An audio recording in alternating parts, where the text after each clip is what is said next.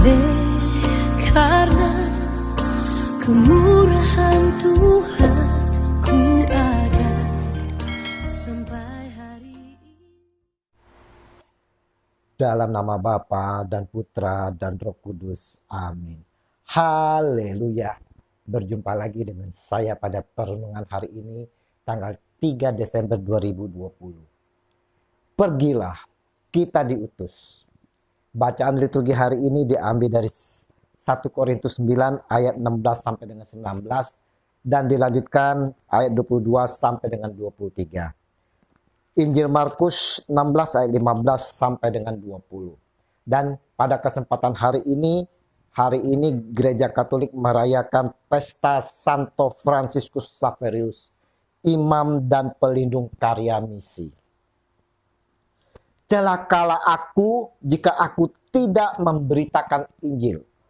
1 Korintus 9 ayat 16. Saudara-saudaraku yang terkasih di dalam kasih Kristus, setiap kali kita mengikuti Ekaristi, sebelum pulang, kita diutus.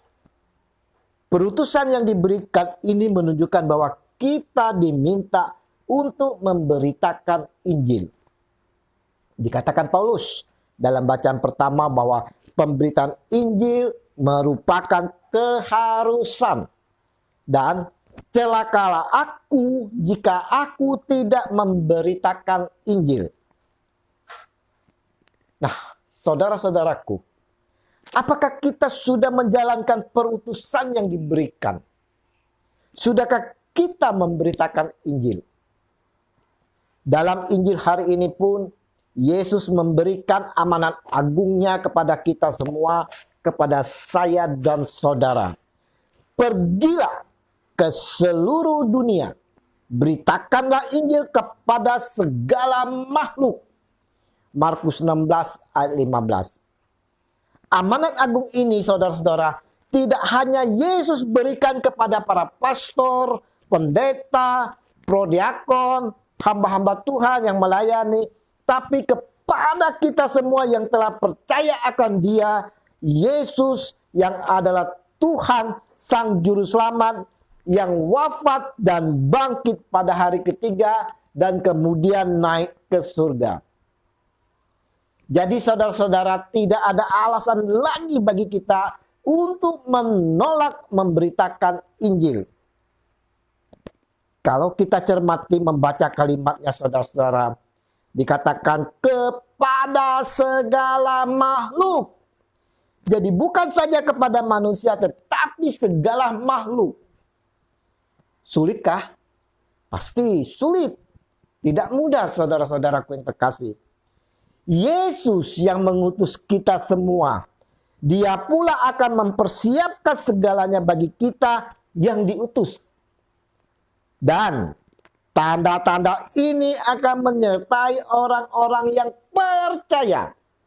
Mereka akan mengusir setan-setan demi namaku.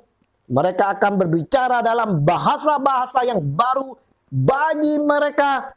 Mereka akan memegang ular, dan sekalipun mereka minum racun maut, mereka tidak akan mendapat celaka. Mereka akan meletakkan tangannya atas orang sakit, dan orang itu akan sembuh. Markus 16 ayat 17 sampai dengan 18. Saudara-saudaraku yang terkasih, kita bisa meneladani Santo Fransiskus Xaverius yang mana pada hari ini kita merayakan pestanya.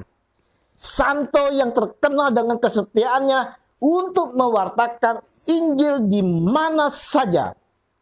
Santo yang terkenal dengan kecintaannya kepada segala makhluk. Untuk itu saudara-saudara, tidak heran di dalam gereja Katolik ada patung Santo Fransiskus Xaverius yang di bawahnya ada seekor kepiting yang menjepit salib.